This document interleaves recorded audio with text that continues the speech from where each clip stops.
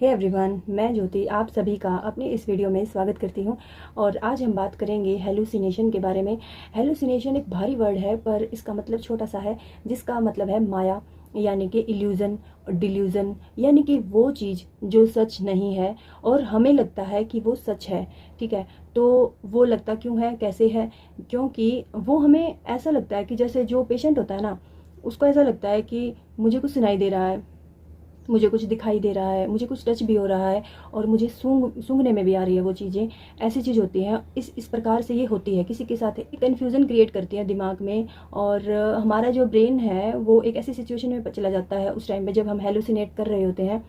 ये एक neurological disorder की तरह है, जो हमारा दिमाग समझ नहीं पाता कि ये रियलिटी है और ये मतलब फेक है। ठीक है, तो ये एक फेक वर्ल्ड में हमारी एंट्री करवा देता है।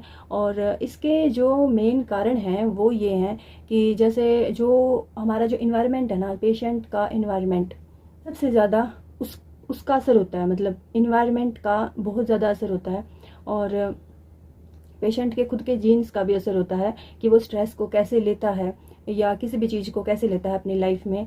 और हेलुसिनेट करने का सीधा सीधा मतलब ये है कि वो बंदा या तो प्रेशराइज है, ओवर प्रेशराइज है। और कभी कभी तो हमारी दादी नानी और अब हमारी मम्मी बहुत सारी चीज़ों से, ऐसी ऐसी चीज़ों से बहुत जनरेशन दुखी हो जाती हैं कि मतलब ये ना तो ऐसी बीमारी कि भाई जिसका हम डॉक्टर से हम ऐसा पर्चे पे लिख के दे दे या कुछ दिखा दे कि दिमाग में ऐसा हो रहा है। और ये एक इल्यूज़न में घुसा रहता है। जो पेशेंट होता है ना वो इल्यूज़न में रहता है। और ज़्यादातर जो पेशेंट्स होते हैं वो तंत्र मंत्र के उसमें चले जाते हैं कि।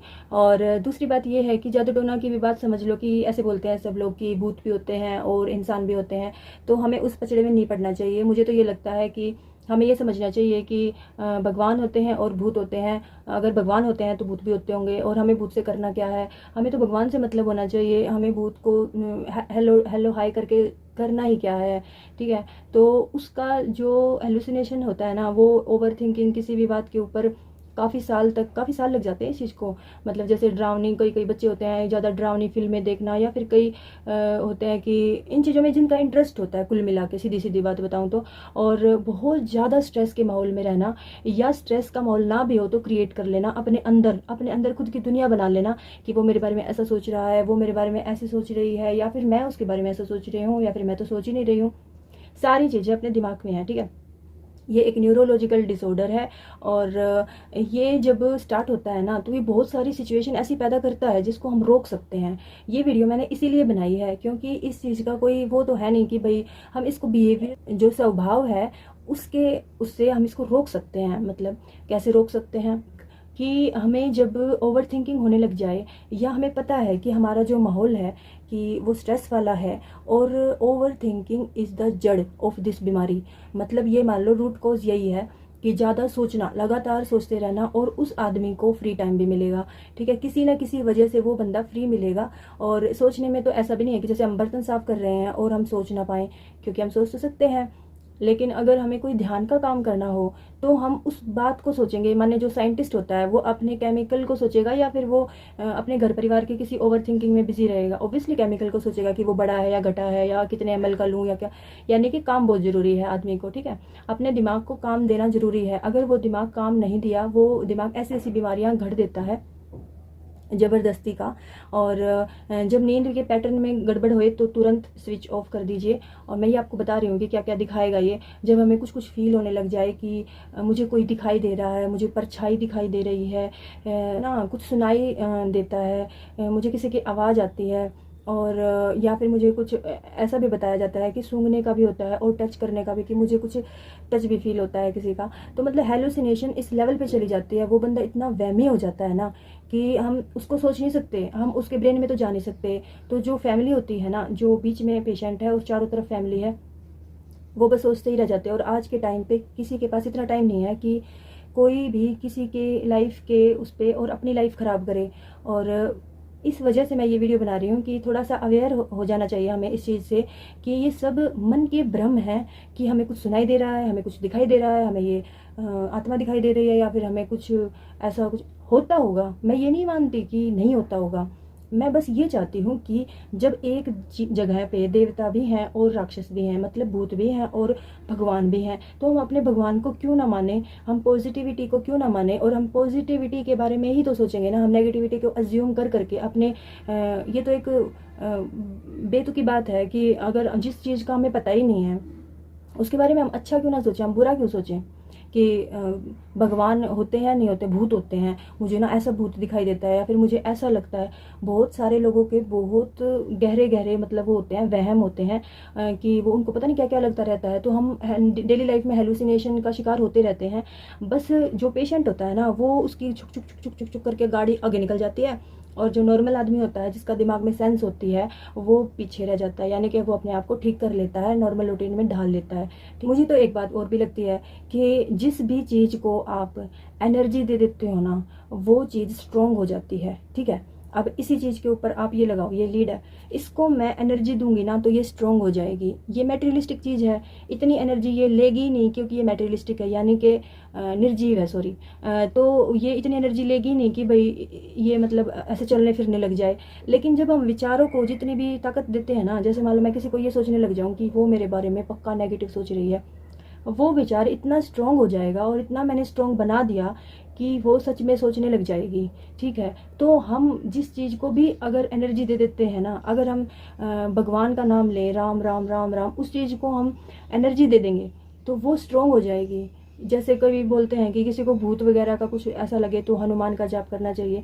ये चीज़ क्यों बनाई है, ये चीज़ इसीलिए बनाई है कि अगर हमारा दिमाग इतना कैपेबल नहीं है कि हम उस भूत को या फिर किसी भी चीज़ को, लाइट को या किसी जो भी आत्मा परछाई उसको हम सोच पाए, इतनी अपनी इंद्रियां नहीं हैं। इतना तो एआई में भी पावर नहीं है कि एआई भी उस चीज़ को देख ले कि यहाँ पे किसका भूत बैठा है।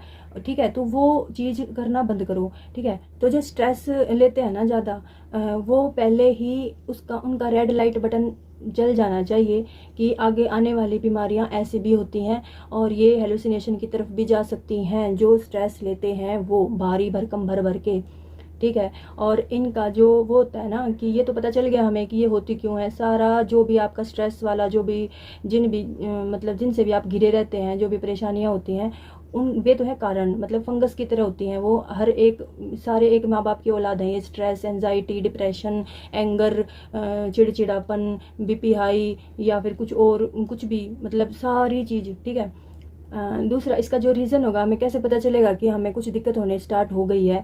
तो हमें समझ में आना चाहिए कि जो नींद ना आना जो बीमारी होती है ना वो बहुत खतरनाक होती है। तो वहीं सावधान हो जाओ।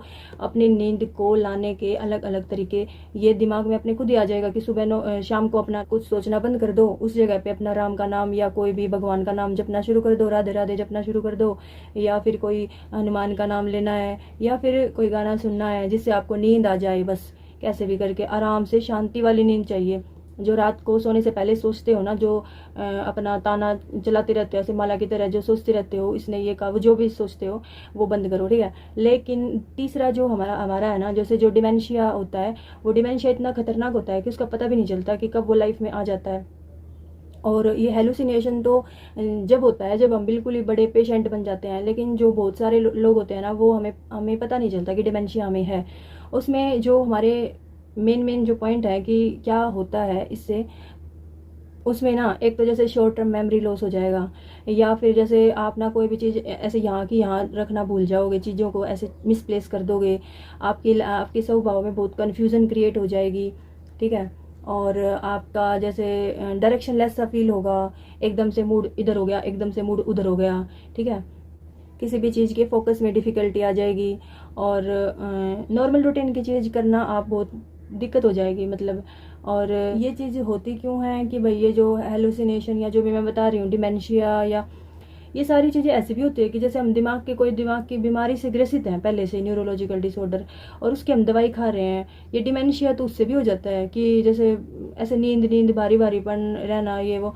तो कोशिश करते रहा करो कि अपने आप को ना कुछ काम दे रखो। हमें पता है कि हमें न्यूरोलॉजिकल डिसऑर्डर है, लेकिन हमें ये भी पता होना चाहिए कि इससे आगे का भी रास्ता है, यानी कि वो रेल हेलुसिनेशन पे जाके रुकेगी। और हेलुसिनेशन है ना इतनी भयंकर चीज़ है कि आप अंदाज़ा भी नहीं लगा सकते। जिसको होती है उसकी फैमिली को ही पता है, क्योंकि उसको तो बेचारे को पता ही नहीं चलता कि वो रियलिटी क्या है और जो उसकी बेचारे की ज़िंदगी क्या है, वो बिल्कुल झंड हो जाती है ज़िंदगी। ठीक है, हेलुसिनेशन के ऊपर ना आप एक, अगर आप सोचो कि आपके परिवार में किसी को हो कोई ऐसी दिक्कत, छोटी हेलुसिनेशन ना हो, तो आप इसको ना समझ सकते हो कैसे। एक ना नोबेल पुरस्कार मिला था एक आदमी को, मतलब एक साइंटिस्ट थे, उसके उस पर लिखी गई है, मतलब उसके उस पर बनी है वो फिल्म, ए ब्यूटीफुल माइंड। वो वाली फिल्म देखना आप, अगर आपको अवेलेबल हो जाए तो, जिससे आपका पूरा टॉपिक क्लियर हो जाएगा कि ये होता क्या। लेकिन जब हमें ये पता है कि हम पेशेंट अभी नहीं बने हैं बड़े वाले, तो अगर हमें डिमेंशिया या फिर इंसोम्निया यानी कि नींद ना आना, डिमेंशिया यानी कि भूल चूक लगने की बीमारी, या एकदम से अजीब सा मूडी मूडी टाइप का व्यवहार, और तो वहाँ तक रुकना है, या फिर ओवर थिंकिंग पे रुकना है, या फिर सोने से पहले वाली ओवर थिंकिंग पे रुकना है, यानी कि जो नींद ना आने में मस्त रोल निभाती है ओवर थिंकिंग, उस पर रुकना है। तो हमें क्या करना चाहिए, एक तो कैफीन वाली सारी चीज़ें शाम के पहले छोड़ दो, या फिर दिन भर में अगर छोड़ सकते हो तो मस्त बात हो रहेगी आपके लिए, जब तक आपकी दिक्कत ऐसे नींद ना आने वाली वो ठीक हो जाए तब तक।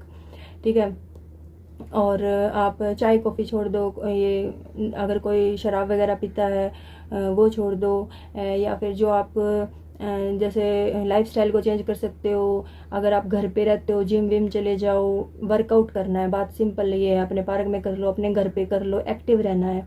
ठीक, और क्या करना है कि जितनी ज़्यादा उसके सब्जियां खानी है, अपना अच्छा खाना खाना है, मतलब जिसमें सब्जी ज़्यादा हो और रोटी कम हो, ऐसे वाला जो भी अपना अच्छा वाला खाना होता है ना, वो वाला खाना है, अपना हेल्दी लाइफस्टाइल करना है, उससे ये ठीक हो जाएगा। और मैं बस यही बता रही थी कि छोटी चीज़ तो है over thinking, stress, anxiety, anger, depression, आगे आगे चलते जाएंगे फिर है इंसोम्निया। ठीक है, उस रेल के, और बड़ा इंजन है हेलुसिनेशन। ये बस मेरे को बताना था। आज की वीडियो में हम यहीं पे विराम करते हैं, और आपको ढेर सारा धन्यवाद मेरी ये बात सुनने के लिए, शुक्रिया तहे दिल से। और हम मिलते हैं किसी वीडियो में, अगली किसी नेक्स्ट वीडियो में। तब तक के लिए बाय बाय।